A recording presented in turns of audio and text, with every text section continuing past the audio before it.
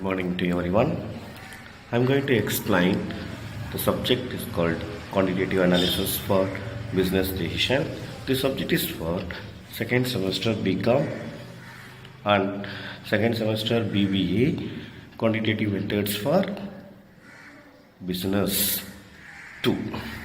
Okay, first I'll explain the statistics, introduction of statistics, unit number 1. Here we are going to study only theory of statistics. First, meaning, definitions, characteristics, functions, limitations, etc. First, we are going to study about the meaning of statistics. The statistics means numerical presentation of facts. Any facts which we are going to be represented in numbers, that is called statistics. It is numerical values representing. This can be divided into two forms. One is plural form, another one is singular form. In plural form, collection of numerical facts or data. Example, price statistics, agricultural statistics, production statistics.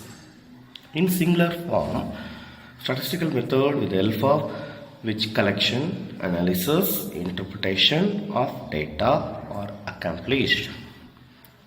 Coming to the next part, statistics as a data.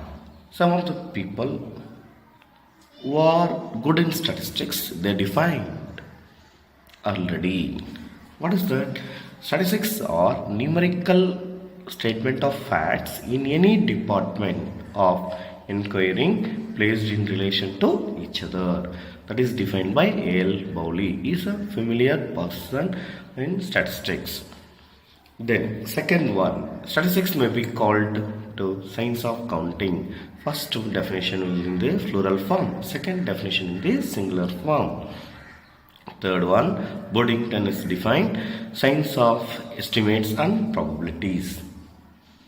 Then Croxton and Cowden we define in simple way to understand everyone. Statistics may be defined as the collection, presentation, analysis and interpretation of numerical data. These are the few definitions. Along with that, one more familiar definition, Professor R.S. Sechrist definition of statistics.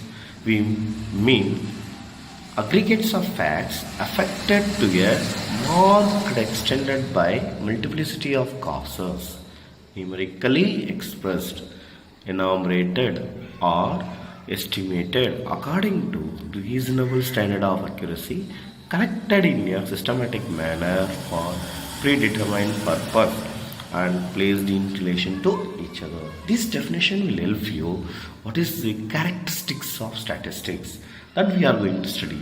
Look at that characteristic of study. Each point will be divided and returned in these functions. So look at that. First one is the aggregate of facts. Second one, statistics are numerically expressed. Third one, statistics should be collected in a systematic manner.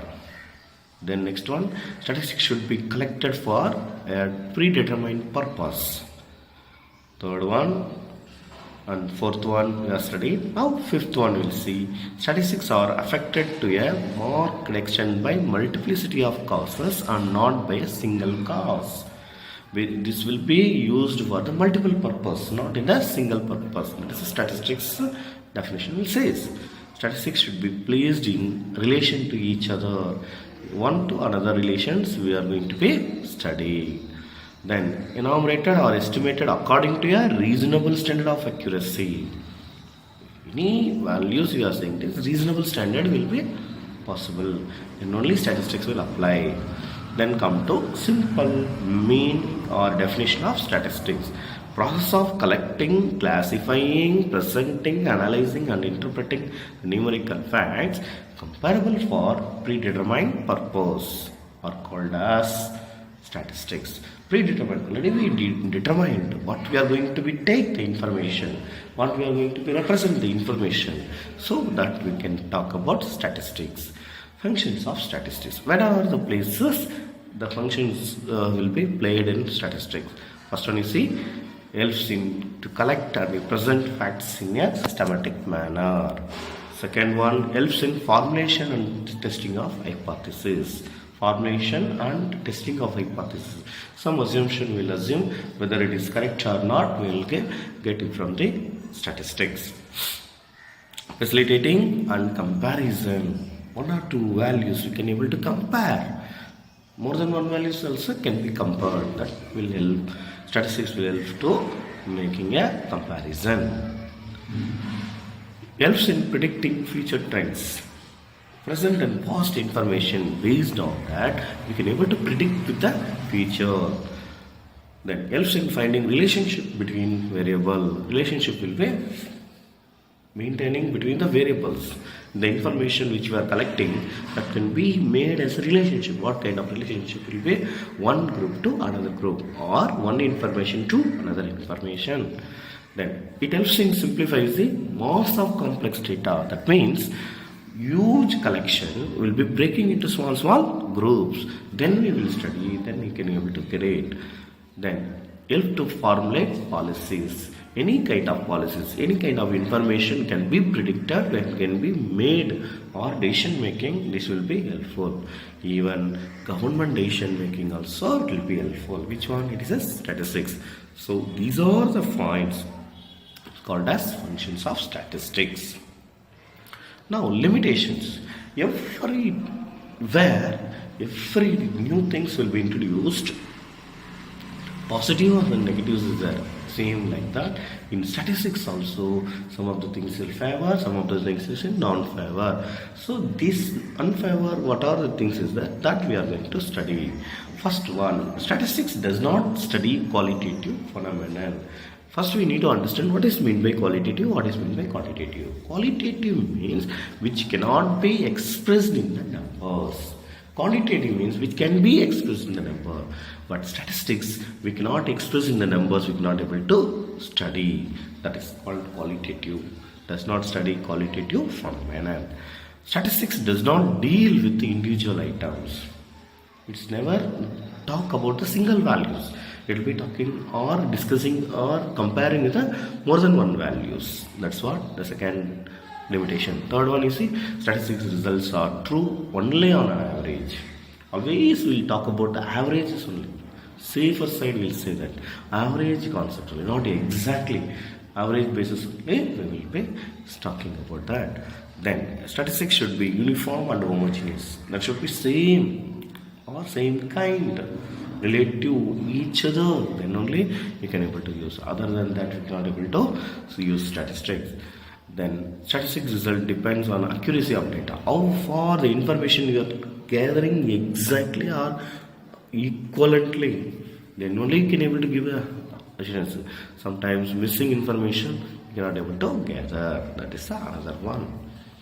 Statistic conclusions are not universally true because each region have different statistics, so that you cannot able to make a generalized or universe. So that is a statistical another limitation. Statistics result can be predicted, interpreted only if person has sound knowledge of statistics. The statistics who are studied very well, those people only can able to interpret the result.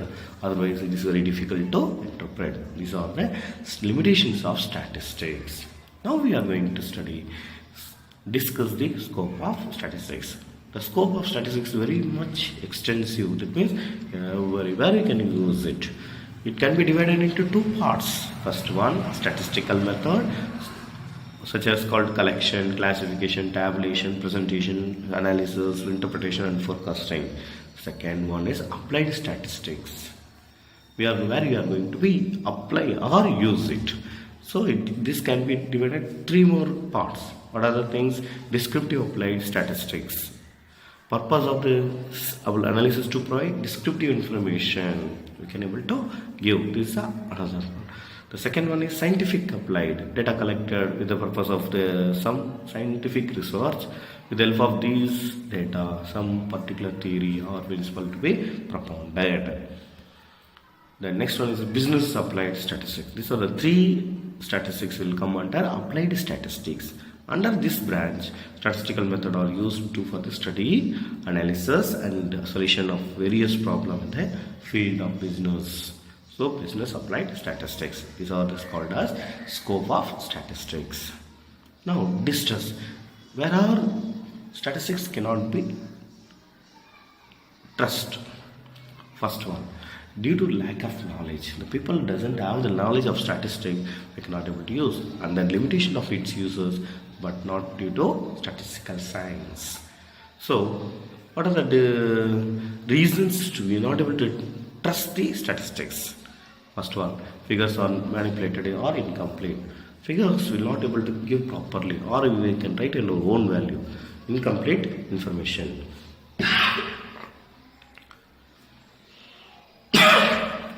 Quoting figures without their context. Quoting figures, no context at all. Without context, we can able to make it as figures.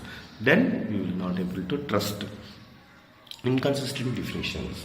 Definitions will be each one have different definitions of their own. So along with that, we cannot able to make things inconsistent in places. We cannot able to use. Selection of non-representative statistical units. Wherever is required, which statistical units is required, that we can take. If it is taking a wrong statistical unit, then we cannot able to trust the statistics. Okay, inappropriate comparison. The comparison can be used for the one place to another place. Now I am explaining basic statistics in unit number 2 in our syllabus. It is quantitative analysis for decision. Unit number 2. Topic name is classification and tabulation of data. In this, we are going to study about what is meant by classification, what is meant by tabulation of data, what are the different types of users, how it can be made. All these details we are going to study in this unit. First, we are going to study what is meant by data. Data represent any group of measurement. So we said that what is the fact of information which is numerically represent, that is group measurement. We are talking about data that happen to interest us. These measurement provide information the decision makers uses. Data are the foundation of any statistical investigation, and job collecting data is the same for the statistician as collecting stone, mortar, cement, bricks, etc. is for a builder. That is called data. Collection of data. Collection of data is the basic activity of statistical science. It means collection of facts and figures relating to a particular phenomenon. That means data is called a collection of the information in the huge people, huge items, huge numbers, okay, which is present in the under the study of any problem, whether it is in business or economics, social or natural sciences. It's called, can say, collection of data. Such material can be obtained directly from the individual units called primary sources, or from the material published or called as secondary sources. It is called primary sources, means which the data we are going to be collecting the first time. It's called as primary sources. Already published or recorded or printed, that items or that information is called as secondary sources. Difference between primary and secondary. These are the differences. Primary data and secondary data. Basic nature. In primary data are original and are collected for the first time. Secondary data which are collected earlier by someone else and which are now in published or unpublished state. Second one, collecting agency. In primary data, these data are collected by the investigator itself. Come to the secondary data were collected earlier by some other person. Post collection alterations. These data do not need any alteration as they are according to the requirement of the investigation. But in secondary data, these data have to be analyzed and necessary changes have to be made to make them useful as per the requirement of the investigation, where it is in secondary data. Time and money. More time, energy and money has to be spent in collection of these data, because the first time we are going to collect, we need to be spend time, money, energy at all. And then secondary data, just comparatively, primary data, it is less time. Money is to be spent, less money, less time to be spent to collecting the secondary data. Okay, these are the difference between primary and secondary data. Questionnaire. What is meant by questionnaire? It is a document purpose, okay, containing some questions related to the specific requirement of a statistical investigation for collection of information which is filled by the informant personally. That's called questionnaire. What are the requirements of the good questionnaire? Questionnaire means questions will be asking the person, getting the information. Questions should be simple way should be there, and clear and short. Then only people will read and write and answer the question. Simple alternative or multiple choice question. Either yes or no type or strongly agree, neither nor, disagree, strongly disagree. Like that 5 scale you can use.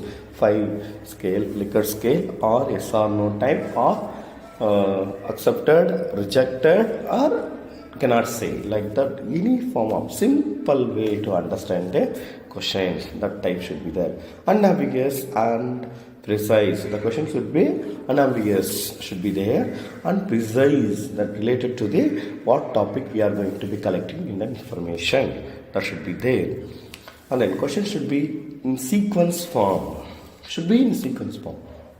First question, second question, third question, fourth question, till end of the question. That should be in order. That should be a relation to previous question to present question to next question to that next, like that should be there. Directly relative questions. The question should be asked directly. The reader should understand very properly, very fast. Then only they will answer. Otherwise they will get bored, then they will not be answer for that. So the question should be proper in manner. Test of accuracy.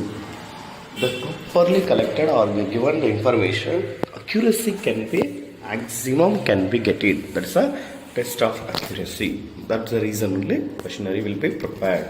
No restricted questions affecting personal games. It's not asking personal questions. Suppose the personal questions they ask, you should not disclose with anybody else. Then the questions will be found.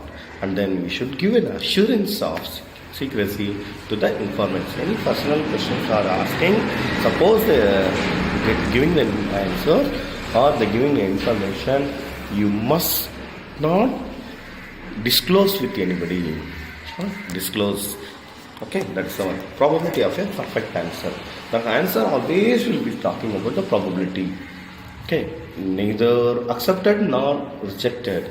That doesn't matter at all. But probability basis only, chances are maximum to win or sometimes lose. That will be happening. That's a questionnaire format. Census. Census, we know in our country every 10 years, once in 10 years, we are going to be collecting information.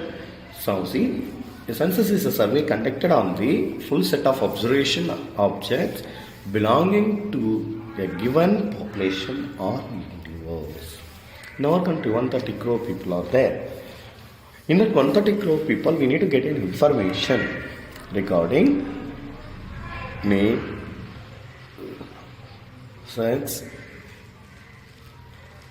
job, experience, employment, unemployment, income, expenditure, education, literates, illiterates, like that, all the information can be getted. A census is the complete enumeration of a population or groups at a point in time with respect to all well-defined characteristics. What to be defined, what we are going to get in the information. In particular region, how many people are there? How many people can we live in this particular region? What else can be done? For example, population, production, traffic, on particular roads. In some connection, the term is associated with the data collected rather than the extent of the collection, so that the term sample census has a distinct meaning. Survey sampling. We are going to see now it is a survey sampling, selecting members from a target population to be in a sample for a sample survey. Usually the survey is some type of questionnaires. That survey can be asked in an in-person, phone or internet survey. Nowadays mobile, email, Google form, in different format is there. The three parts will be there. One is sample selection.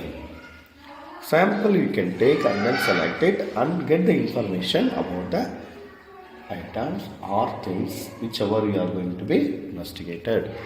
Then data collection, collecting the data through mail, phone or in person. You can use any kind of medium whichever the modern technology is applicable. Then estimation, using estimators from the collected data to make inferences about the population as a whole. That should be done. This is for survey sampling. Random sampling or define random sampling. Random sampling is unpredicted. The data will be collected from the group of data. Random sampling is one which selection of items is done in such a way that every item of the universe has been equal chance of being selected. In that, random sampling is based on probability and it is free from biases. Come to the second one. The different methods of random sampling. One by one we'll see. Lottery method. We are seeing everywhere. Lucky draw. Rotating the drum. You can see that wheels will be rotating, drums will be rotating, which is going to be fall. Usually in Hollywood movies and all, we can able to see that. Then by systematic arrangement, 1, 2, 3 will arrange and then we will be predicted what we are going to get according to that. That's a systematic arrangement. Rotate wheel method. In internet we will get oftenly, we share some people to WhatsApp, you will get a lucky draw like that, wheel is will rotating, then we can press spin the wheel, like that you will get a chances of winning that. By random numbers, again numbers will be arranged and then we will be collecting information. Now, classification. Classification will talk about. Classification is the process of arranging the data into various groups, classes, subclasses according to some common characteristics of spreading them into different but related parts. This is what. Now I am going to explain classification chapter. This is the previous unit, which is continuation of the previous unit where they end the previous video. Classification.